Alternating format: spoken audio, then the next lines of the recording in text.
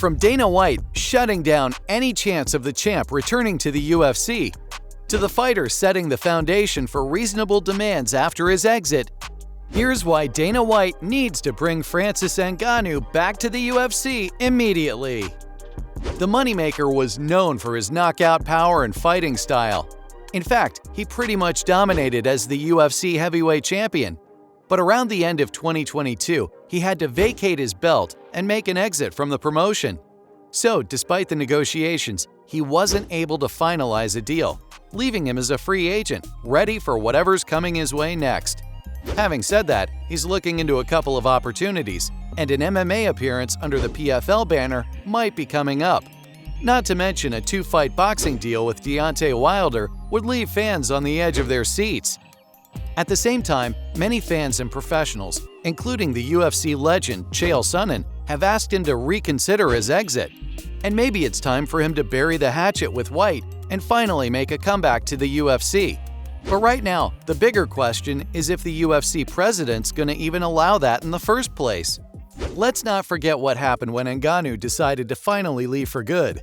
White swore he'd never let him set foot in the UFC octagon again, mostly because he already did his part when they were trying to negotiate a new deal to keep the Cameroon star.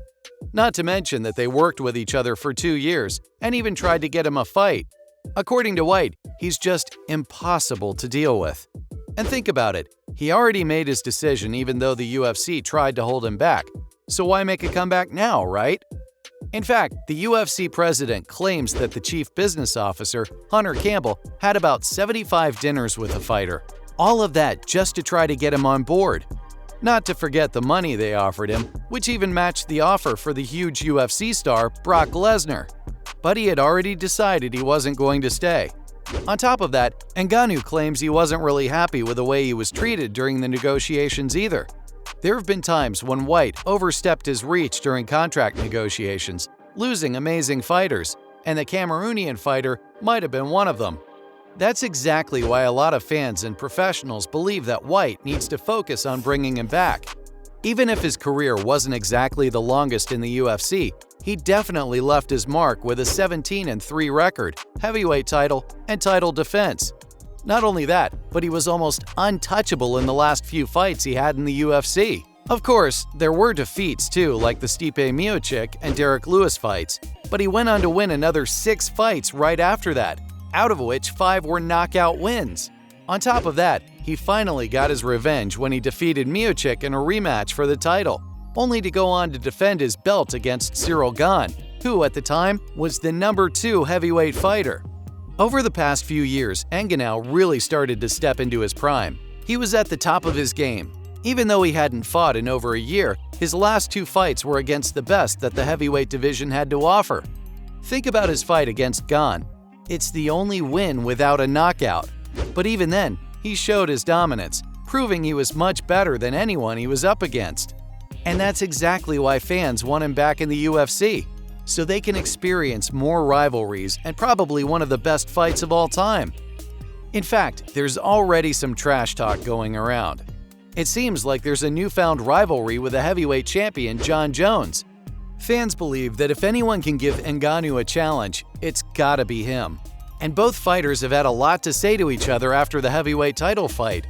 For starters, the Cameroonian sarcastically congratulated Jones on his victory with a tweet that ended with, "Sincerely, the heavyweight king."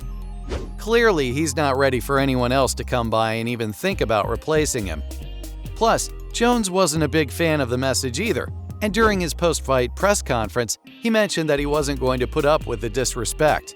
Instead, you've got to admit, he'd be ready for a fight. And while the trash talk didn't go beyond a few verbal jabs, they could easily create enough hype for a fight if they wanted to. Even though a Jones vs. Ngannou heavyweight title fight is what everybody wants, let's not forget that it's not going to happen until the Cameroonian fighter finally makes a comeback to the UFC. But with White shutting down that possibility, there's not a lot we can expect. Having said that, this was just one of the most lucrative fights Ngannou could bring into the UFC. But it wasn't all about money for the fighter. In fact, he left the UFC because he valued his freedom more.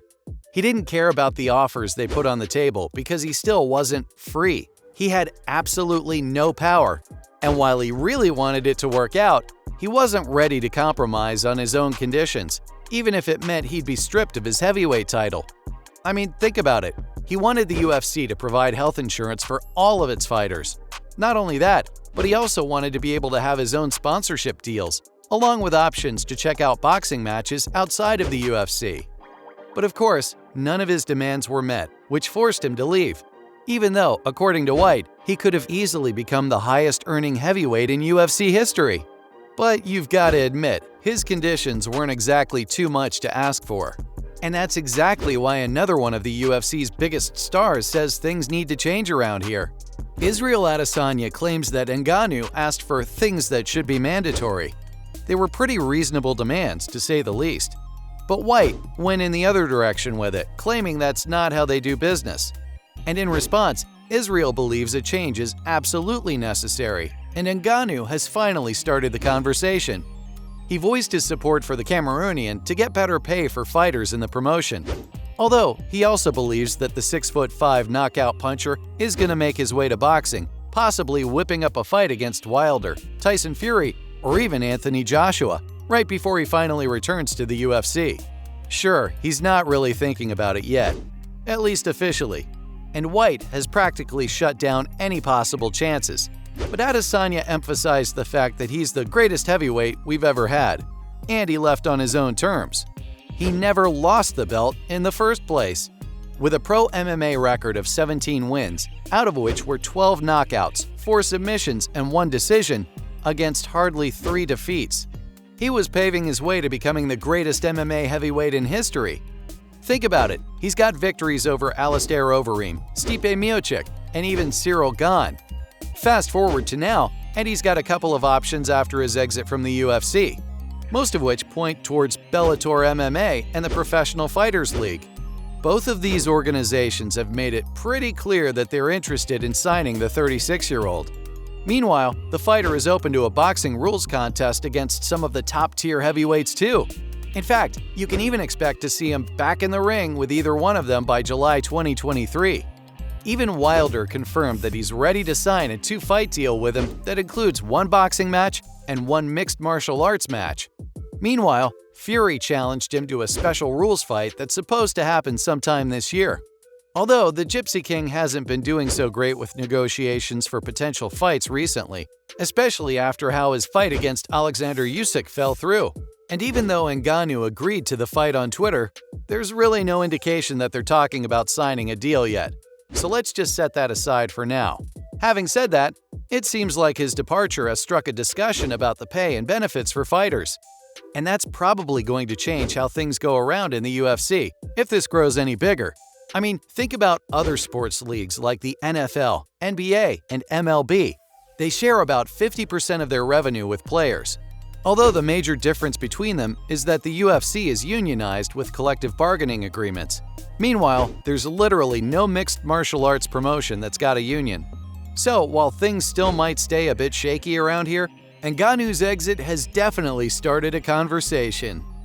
So, from the Cameroon fighter setting the foundation for reasonable demands after his exit, to the UFC president shutting down any chance of the former champion returning to the UFC, that's exactly why Dana White needed to bring Francis Ngannou back to the UFC immediately.